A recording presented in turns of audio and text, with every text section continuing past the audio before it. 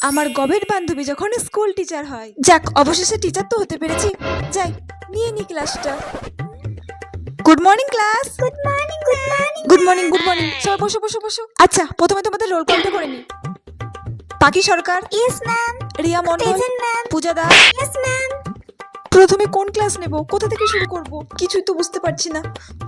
আচ্ছা, আজ তো আমি তোমাদের প্রথম দিন ক্লাসে এসেছি, তো তোমরাই বলো, তোমরা আজ কি করবে? পড়াশোনা করবে নাকি গল্প করবে?